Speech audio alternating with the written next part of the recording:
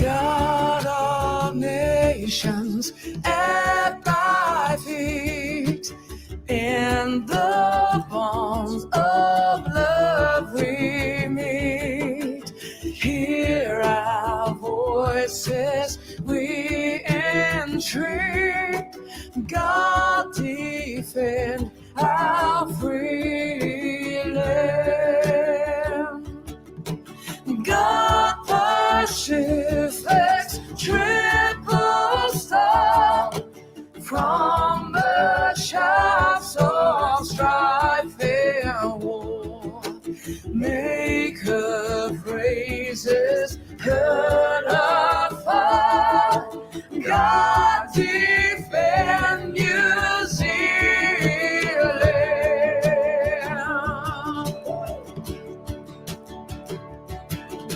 Men of every creed and race, gather here before thy face, asking thee to bless this place. God defend our free land from dissension, envy, hate, and corruption. God, our state, make our country good and great. God defend New Zealand.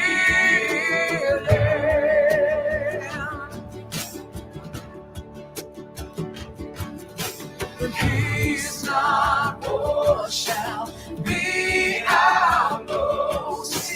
But should foes assail our coast, make us then a mighty host. God defend our free land. Lord of battles in thy might, put our enemies to flight. Let our cause be just and right. God defend New Zealand.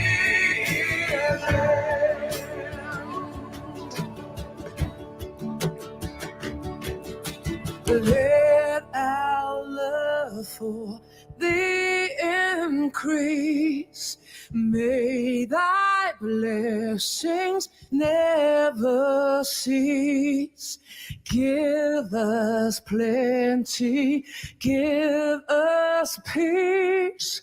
God defend our free land from dishonor and from shame. God, our country's spotless name, crown her with immortal fame.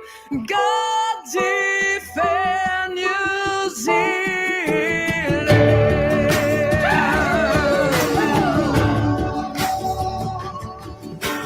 May our mountains ever be freedom's ramparts on the sea. Make us faithful unto thee.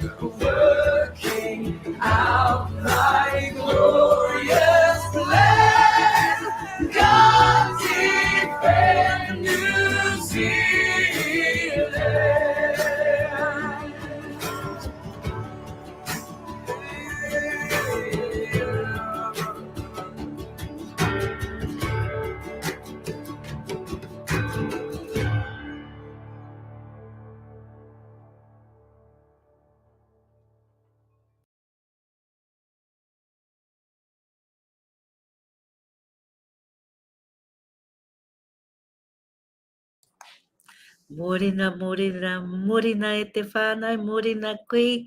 Atamari to you.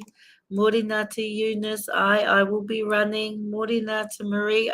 We do need our atua in our lives. I mean, if we weren't, I'm going to take my glasses off because there's too much glare. If we didn't have God in our lives, now's a good time to reconnect. I'm thinking I've been living off karakia. I played this to my papa this morning, and he closed his eyes, and we talked about our national anthem, and he said he didn't realise it was that long. Nor did I actually. I remember as children we used to sing the national anthem all the time, and I do recall singing one or two verses, but I don't remember singing all those verses. But I looked at the words, and whānau, just Google the words, and it's the most powerful karakia ever, ever. And so, if there's any karakia that you want to learn, that is the one. Look, I've got time restrictions, as you can appreciate, because of my papa, and he's on dialysis. So his dialysis dictates my time, and I really wanted to get in alive before the weekend was out anyway, and just to give you an update on where my life is at the moment. As you can see, I'm still in the huhipera, and still doing 24-hour care for my papa. And I think as whānau, we need to consider this. We need to be vigilant. I'm not saying that he doesn't get the care that he needs. I'm saying the nurses are too busy. Hospitals are full, and they can only dedicate so much time per patient. And it's the in-between time, it's the hours in between that we need to be vigilant, and we need to be on call for our whānau. If they're in a health crisis and you want them to survive this, whatever the health crisis is, you need to be on call for them. I think it's been okay for me to live in with Dad because of his dialysis. Otherwise, it takes a good half an hour to 3/4 of an hour each time he dialyzes, which is 4 times a day. So that's a lot of time out of staff's time. The bathing him, the changing the bedding, the keeping the room clean. It's all time consuming, and they do not have that time. My point is, if you want quality care, you actually have to give that quality care to your whānau. That's my point, because they have only got enough time in the day for to do what they need to do, and they can't be there around the clock. So I just wanted to share that, and just share that beautiful karakia, our national anthem. And yeah, I'm going to keep on playing that because it's the one I showed Dad had the words to it. So that one, I must have grabbed another one online, but it's certainly, I was hoping the words were there so you could sing along with it, because I was singing along with it. But the next time, maybe our pōpō. I'm going to probably try and get another live in this afternoon, because, there's heaps that I want to talk about, heaps that is happening. And because I've got a time limit this morning, I'll do a live this morning, and then I'll do another live, and I'll actually try and find the national anthem with the words to it for my next live, and I'll play it for my next live. And it's just a matter of getting familiar with all the words, but absolutely powerful. Thank you all so much for tuning in. As people are saying, we're in a war. We're in a spiritual war. We're in a war for our freedom and our rights, and we're in a war for our children and our mokopuna's freedom and rights. And if you think otherwise, then you're foolish. You're absolutely foolish, and you need to go back and do some more research. I've been researching a lot of this stuff for the last 2 years, and I'm pretty confident in saying where we're at, and I'm pretty confident in saying that that Jacinda Ardern is part of the global elite. Her predecessor was part of the global elite. They're quite open and out there about it, so there's no conspiracy in that. The facts are there. The facts are out there. We've seen her trip to the US, and the US public love her, as we did a couple of years ago. We were in the same boat, remember? We had that connection with her. Now she's quite curt with us. There is no kindness anymore because we've seen through the veil. We've seen through the veil, and the rest of the world haven't seen through that veil yet. But, that's all about perceptions, right? That's all about perceptions. And kei te pai, each of us are at different phases and where we understand the world. And I don't really care what people think about me. I don't even care how my whānau think about me, to be honest. Life's too short and there's too much mahi to be done. And, those that have a thought about me, an attitude about me, I don't care. Haere tonu, or move aside, because I'm going to continue to speak out and I'm going to continue to stand up. And I look at the most vulnerable in our communities, which are our babies, which are our mokopuna, which are our tamariki, and our old people, our disabled people, the vulnerable communities, the Māori communities, the Pacifica communities. All those communities are vulnerable, and have National and Labour looked after us with all the mana, all the power, all the money that they've received? No, we're in a worse state. I was talking to a friend of mine about dementia and being in hospital. There has to be carers of dementia patients, right? And, you've got several carers caring for elderly patients with dementia. We were talking a generation ago when we were just children. Our old people, Māori old people, when they passed with their mind intact. They passed away of illnesses, but they did not pass away of dementia. And we were discussing that. And it was actually my friend that brought that to my attention. And I said, well, you're absolutely right. And they would even be able to recite karakia as they were māwiwi and as they were ready to pass. Whereas today, we've got whānau and kaumātua in homes now because of dementia. And so the question is, where has all this dementia? Why is it that we're seeing it prevalent, not only just in older people, but in younger people as well? As you know, we just buried our nephew yesterday, and that's put a major question mark, and it's put me right into fight mode again, whānau. And then my husband said that from where he's from, they have just finished burying 8 of their own whānau where he's from, and they've got a number that are very, very, very unwell.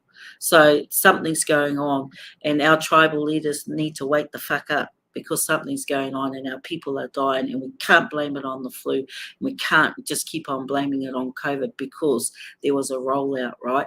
So people are dying. All of a sudden there's been a rollout in the boosters, and what's the bet that during the rollout of the boosters, like the rollout of the first and second jab, that there's a increase of deaths, and we're feeling it. So if I seem a bit less aroha today, it's because I'm full of aroha for whānau that have lost whānau. And I'm in hospital, and I couldn't be, first time ever I couldn't be with my husband, be by his side when he was burying one of his own. And it's heartbreaking. It's absolutely heartbreaking, but my father is my priority. And my husband's going to make his way down in the next couple of days to be by my side again. So I really, really appreciate that. But, we just have to get real, and these so-called leaders need to wake the fuck up. Because if you don't wake the fuck up, we're going to keep on fucking burying our whānau, and I'm getting fucking angry at that. So sorry for swearing, but that's how angry I am, right? When are we going to wake the fuck up to what's happening? Do we have to keep on burying our people? Is there going to be anyone left by the time people wake the fuck up? Though, if we're seeing it in our whānau, I can guarantee you the leaders are seeing it in their whānau. So you need to step up or fucking step aside, because you ain't doing your job. Sorry, whānau. Sorry, whānau. It may be a reaction of mine because we've just buried our son, and I've held, out of respect for him, I've just been in mourning on my own in the hospital, grieving for a nephew that I couldn't help bury. But my father is my priority because I'm trying to keep him alive. And, and we as a whānau, immediate whānau, have to decide, I want to keep Dad at home, whether or not my other siblings want to keep him at home is another question. And we've got to, these are all life questions, whānau? My father said he doesn't want to go into a home, so I will fight tooth and nail to ensure that he doesn't go into a home. And I had a debate with my brother yesterday, and he said it doesn't matter what Dad wants, and I said it does matter what he wants. So anyway, all those sorts of discussions, whānau? Okay, I'm going to put some of your comments up because I'm getting a little bit emotional, checking out the time because I've got to go do Dad's bag at 12. So what does Debbie say? Morena whaia, lovely to see and hear you. I haven't tuned in for a while. It's good to be back. Yes, wait the F for people. Maranga. Yeah, sorry. Sorry for the swear words because every now and then I just get it. That's my frustration. And every time you bury a whānau member, you get hardened. You really do get hardened because you know that no one cares. The government doesn't care. Your leaders don't care. No one cares. He was in his early 40s, for fuck's sake. They call it sudden adult death, for fuck's sake. When a young, vibrant adult dies.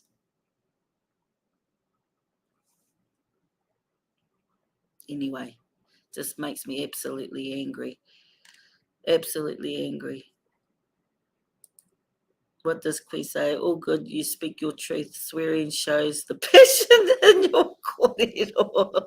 Thank you, Kui. It does. I tell you what, if my husband was here, I wouldn't be swearing this much, I can tell you that. But it does. It's passion and it's frustration and it's hurt. It's mamai. That again, we've lost another member of our whānau and no one seems to care. The government doesn't. The leaders don't.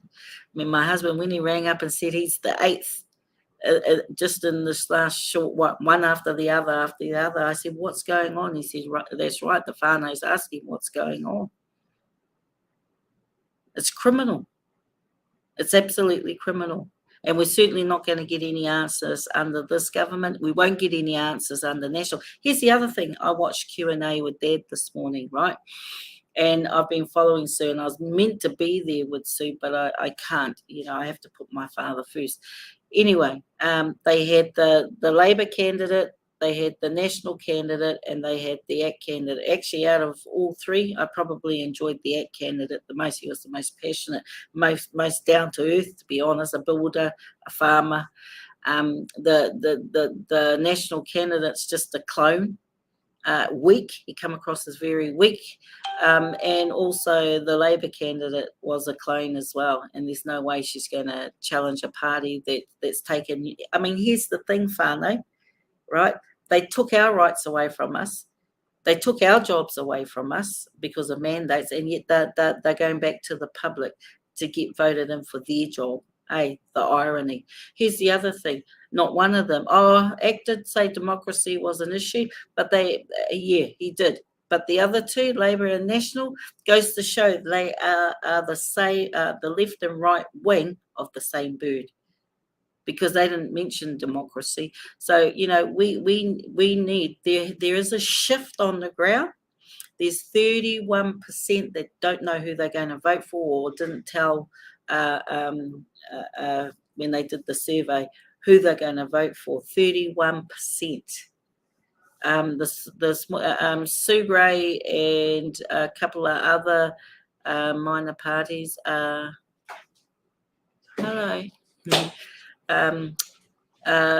They are also looking at. Sorry, we just Got someone. I'm taking their space, not they're taking my space. I found a quiet room. Hi. Yeah. Oh, okay. Okay. Thank you. Thank you, Anne. I've just been told I'm not meant to be in here. She said, "Don't let anyone find you in here." So it's the only place that I can get privacy. Otherwise, I have to go to another ward. Anyway, all good. So there is. They talk about democracy, and yet apparently there's only 3 parties running in Tauranga by-election: ACT, Labour, and National. And on Q&A, and I challenge, go on to Q&A and challenge them, whānau, because they played Q&A and they only had those 3 candidates. And I said, where's democracy? Where are all the other candidates? Again, mainstream media dictating the outcomes of an election. And if you call this democracy, well, this ain't democracy. And that's what we've been finding with the smaller parties. We have to get the message out there that democracy, again, even in the build up to it, the perception of it is all bullshit. If you want to have a debate with all the other candidates, right, then you get all the candidates in front of you. They've put their name forward like everybody else. This is not about the boys club. This is not about endorsing the status quo. This is about, if you truly believe in democracy, then you have to bring everyone forward. Anyway, I'm checking the time, whānau. I'm going to play Russell Brand, and then I may only have enough time to then say a few words after that, and then I'll sign out and I'll come back in this afternoon, okay? So I'm going to mute myself and play Russell Brand's video.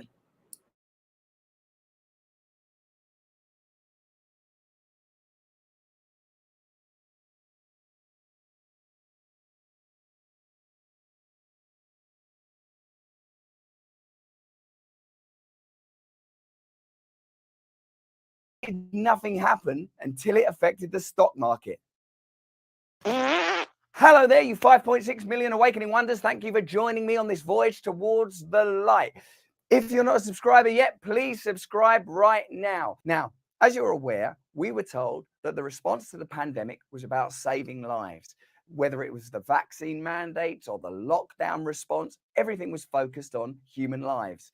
Everything was focused on health. In my conversation with Matt Stoller on my podcast, Under the Skin, we talked about how the pandemic was essentially ignored until it began to affect stock prices. Conversations of this nature are fantastic because Matt is a Washington insider with a completely different perspective on politics from most ordinary people. Stay with this conversation to the very end and let me know what you think of it in the comments.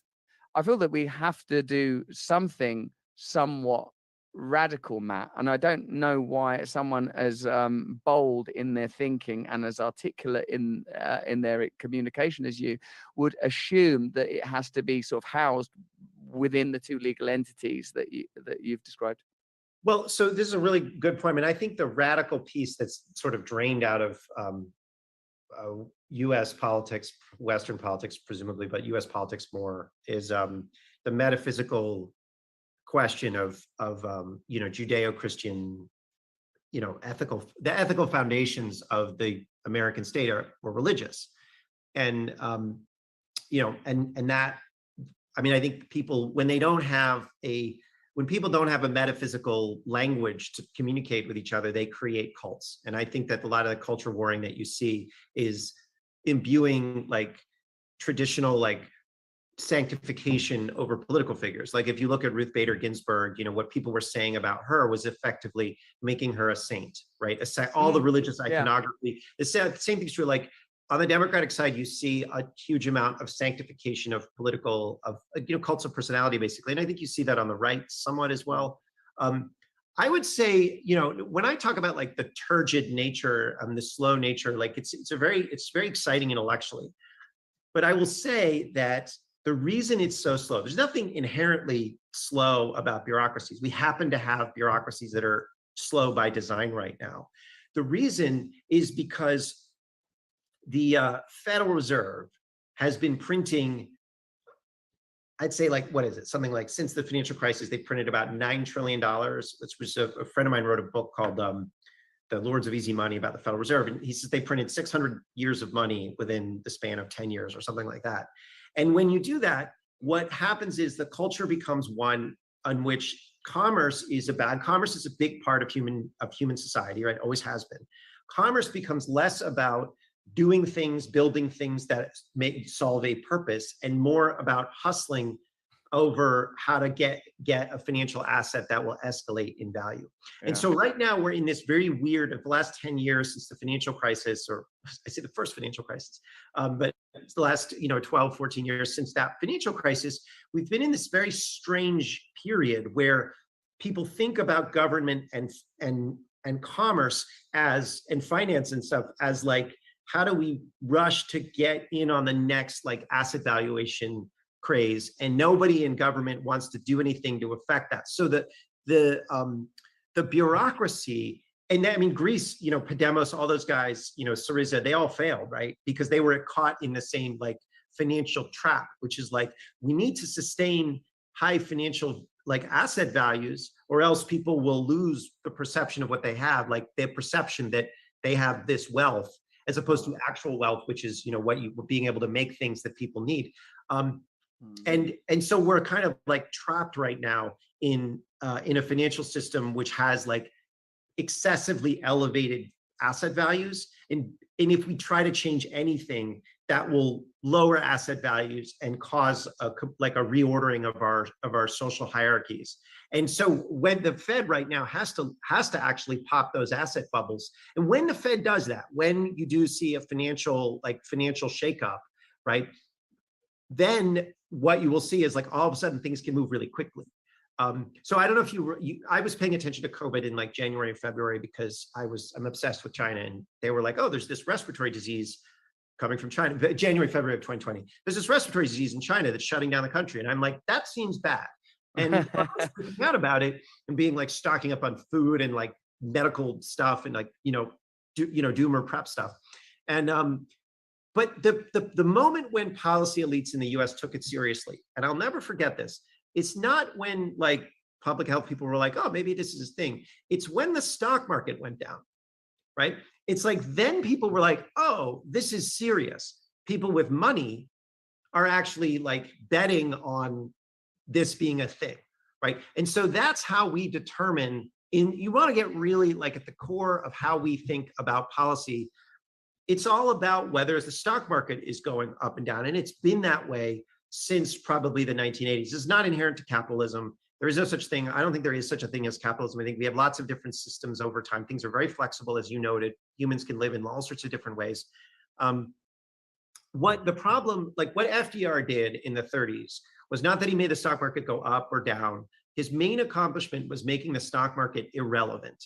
And that's what we need to get to. We need to make these financial markets irrelevant to how we make social decisions. And right now, they are so dominant because of the policies that the Federal Reserve, this kind of like the ultimate deep state institution, has pursued to warp our economy and ultimately warp ourselves. And that's like, you want the revolution, it's gonna happen, an intellectual revolution, a peaceful, transition. It's going to happen when this huge, like trillions and trillions of dollars of asset bubbles, when that pops, we're gonna have to reorient and reconfigure how we do things. That could be very dark, it could be very good, but that is like how I think about it. So what is creating the stagnation and the bureaucracy is this unreal moment of like bubble finance.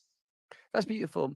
Yeah, so it's an abstraction to some degree. Like when you talk about like 600 years worth of finance being pumped out in a 10-year period, when you talk about a kind of a constructed reality, an economic reality that's sort of to faith-based and confidence-based and requires our commitment in order to exist, and that then begins to determine political decisions and like a global level. When one says from a metaphysical perspective, we're living in an illusion, we actually are. Our reality is being determined by sets of fictions that are no more real than particular sets of religious ideologies. And many of them are tethered to deep archetypal emotions that all human beings feel and are sort of somewhat ubiquitous, somewhat universal even, and perhaps therefore have a deeper reality and ought to have a greater influence when it comes to sort of making decisions for how to organize systems, how to organize the planet. Matt, I want to guide you into the choppy waters of the wonderful world of conspiracy. Now, when like a, so Can when I like tell a, you a quick story oh about God, how to understand? So there's this part of my book is about the 1925 land bubble in Florida. By the way, every financial crisis involves Florida and Citibank. Those are the two things. That's one thing I learned in my book and when doing research. So there was this town there, everybody was speculating on Florida real estate and in the 20s. And like people hadn't been they didn't care if they were in Florida, like they were just trading lots of land. And there was this one town called Nettie that became like there was speculative fervor and people were trading lots of land and buying and selling it. And it turns out later on, people realized that Nettie didn't actually exist. And it's a great story because when you have a lot of land in Nettie and someone is willing to buy it for a certain amount of money, even though it doesn't exist, even though the reference point doesn't exist, it still has value, right? The fraud has value until it doesn't, right? And that's what's weird about like a financial bubble, is that things are frauds, or they are just like completely disconnected from anything in reality, but they still have value as long as the fraud keeps going, as long as the Ponzi keeps going. And that's kind of like where we are, I think, right now, where a lot of things that people are like, this is crazy, this doesn't seem to make any sense. You know, you could look at like crypto or meme stocks or whatever it is, they're like, this is nuts. But it's like, it's true, it's nuts. But as long as the music keeps going, right, people are going to keep dancing. If you enjoyed that conversation, you can hear the rest of it on Under the Skin from Luminary. Let me know in the comments if you agree with Matt Stoller. Let me know if you think that kind of conversation is useful. Give the video a thumbs up. Please subscribe if you can. If you enjoyed that video, have a look at either one of these. Please sign up to the mailing list if you want to hear more stuff from us. But more important than any of that, please stay free.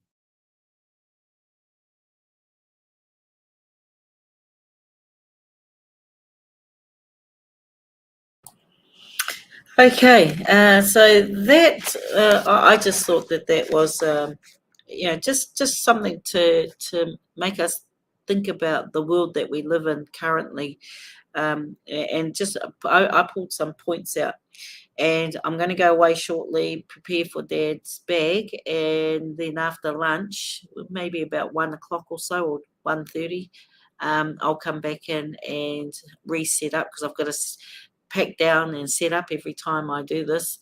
And the assistant just said to me, you know, don't let no one see you in here. In the weekend, no one's here, and so I'm quite. And at nights, after everyone's gone home, no one's here. So that's the time that I usually use this space. But some interesting comments that fraud only has a value as long as it continues. Isn't that interesting? Eh? Fraud only has a value as long as it continues. And we are living in fraudulent times. We are living in times of corruption. And, you know, inherently our puku, all of us are going, even those that don't believe, even those that aren't awake, inherently they know something's not right. Those of us that are more awake than others know why it's not right. But that's interesting. Fraud has a value as long as it continues. So we got to stop the fraud. And about the financial bubble, when the financial bubble pops, we are going to have to adjust big time. And that could be bad or that could be good. I think we're going to have a combination of both, and I think we need to prepare, as I said before, you know, self-sufficiency. All those, you remember a few years ago, all those doomsday preppers, and the whole world laughed at them. Now look who's laughing. Hey, they're more prepared than us than when things go south. So do what we can. Do it collectively, look within your own communities and try and link up with others, because we're going to go through a rough patch when the financial market readjusts itself. What does Coco say? People pay real money for virtual lifestyles on Meta. Oh, yeah, true. Hey, yeah, that's right. We need to make stock markets irrelevant when it comes to making decisions. I don't know how that's possible, to be honest. But that's the suggestion that we've made. Let's think about that, and when I come back, you think about it, I'll think about it. We need to make stock markets irrelevant when it comes to decision making. and that's at a social level, eh? And we're going to see a financial shake-up. So, and interesting enough, the person that Russell was interviewing, sorry, I haven't got his name at the top of my head, said that there's no such thing as capitalism because we've moved in and out of different type of financial phases. So I just find, and that commerce and governments are all about commerce, has become and is about hustling for assets. It's not actually about commerce to act prudently and in the best interest of the public. So I guess all this is, listening to that podcast of Russell Brand, it's just to give us food for thought, I guess. If we haven't considered it, then we need to consider it. And in considering all of this, what does that mean for us in our lives? So far, no, I'm going to tune out, come back in this afternoon after I've finished with Dad, once he's resting again, and then we'll pick this kōrero up again, because this room is free and I'll make the most of it while it's free. Kia pai tō rā, and we'll catch up soon. Love yous all. Ka kite. Kia ora rā.